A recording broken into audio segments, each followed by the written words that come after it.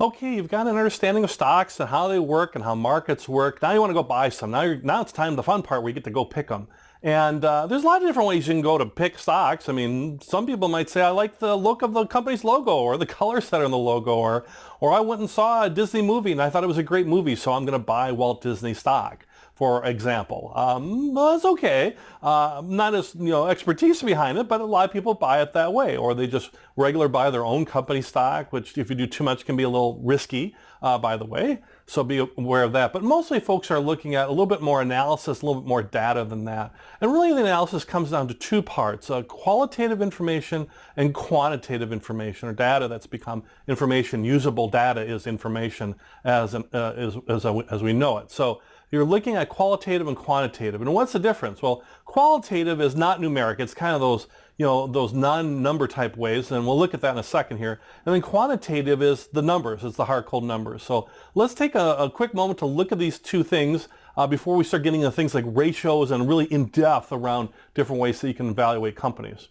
So first off, quantitative, as I mentioned, is the hard, cold numbers, right? It's not opinion or anything like that. It's like, here's the numbers. Here's what our sales numbers are. Here's what our earnings numbers are. Here's the stock price. These are all numerically based things. So that's the quantitative aspect. And you're looking at financial results. And from those financial results, you're developing or using, there's very many well-established ratios and things that will highlight us for some of the key ratios out there to evaluate companies versus one another. Whenever you're evaluating companies, and I'll say this many times over, so bear with me on this, but it's really important to compare a company within its own industry against its peers. I mean, it's hard to compare Google, a high-tech company, versus ExxonMobil, a well-established income dividend-paying oil company. You can. They're both large companies. They're both large company stocks. Like, there's aspects of it, but there's really kind of different industries. So you want to compare maybe Google versus Yahoo versus maybe ExxonMobil as a comparison.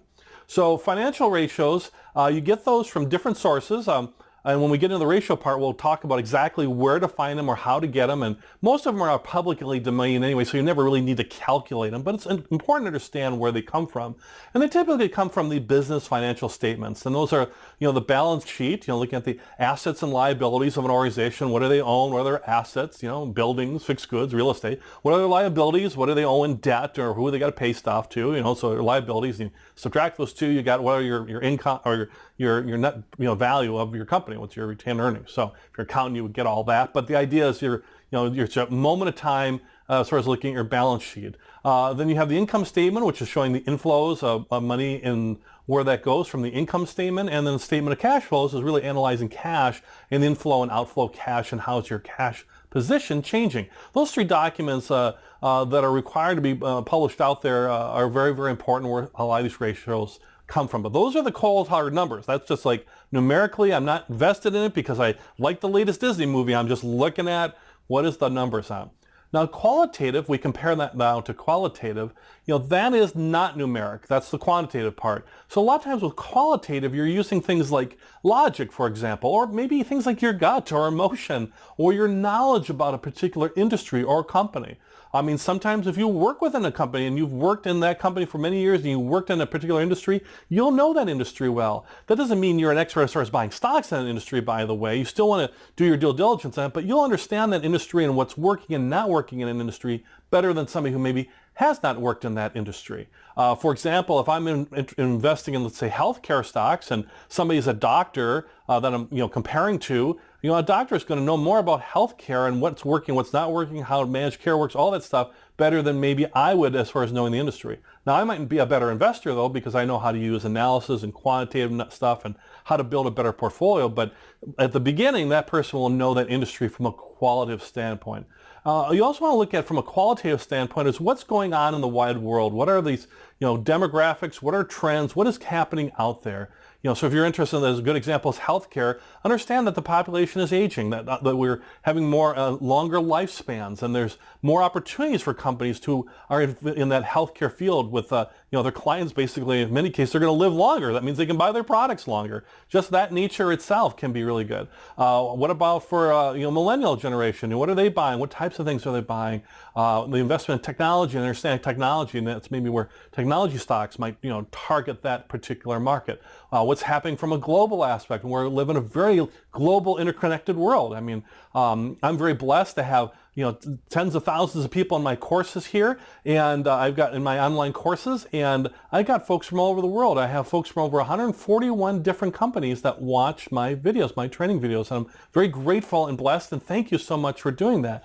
But think about how the world has changed, that I can do this over the internet and offer this type of training and education where, even a decade ago, it just really wouldn't work well, and decades before that, it's like, forget it. You could just work in your local market, maybe go around and give speeches and give live training. Now we can reach people through the internet. So there's a change and a trend within the world. So what does that mean for maybe you're interested in investing in companies that do online training? For all I know, that might be an opportunity around that. So your sources for that, from qualitative information, is coming from what you know about the industry, from news, management statements that might be out there. So a lot of times when they release their income statement or the balance sheet, they might have a conference call or something where they're talking to investors or the investment expert community, and they're talking about future things that are going to happen. That might not be numerically based, but just saying, hey, we're looking to invest in this new market, or we're going to expand here, or maybe we're a retailer and we're going to close stores. So what does that mean for our stock? Or we're going to open stores. What does that mean? Or we're going to lay off people. We're going to hire people. So looking at these management statements coming out can impact a stock. And then also what some of these research analysts who are on these conference calls are listening to, what are they saying out there too as well? I mean, anything could change. There's a lot of information out there, but you have folks that are dedicated to researching stocks, let's say in a particular sector or field, and they give out statements and they talk about stocks around there too. So that could be part of your qualitative information. Warren Buffett and other well-known investors, especially Buffett, really talks a lot about understanding the company and the industry, and that you really understand that before you invest in it. And I know I've had some experience with that too. I've had better success with companies I've either done business with, or I really understand more so than maybe companies where it sounded good, it sounds like a great technology, and I'm just taking a chance on it. And sometimes it's worked and sometimes it hasn't. But I know in my own personal success, the more I can understand the company, the more I can understand the industry, the more I can understand that qualitative aspect, and then bring in the quantitative aspect to back up my decision making or make me make better decisions, that makes me a much, much better investor than just following some news or what's the hot stock now. That can always usually lead to trouble, because once there's a hot stock out there, people know about it and the price has been driven up, and maybe it'll go up, but maybe it won't. So qualitative information is not numeric. It's kind of that overall information that you're gathering, and then use it with the quantitative stuff from the balance sheets, the income statements, and the statements of cash flows, and those financial numbers together to make your choices. So now we're going to take a look at some of these really important ratios, and there's some real key ones. There's hundreds and thousands of ratios out there. Well, maybe hundreds of thousands, but there's lots of ratios out there. But there's a few financial ratios that are really key ones, particularly depending on what you're looking to invest in, from growth stocks to maybe dividend or income paying stocks. So let's take a look at those.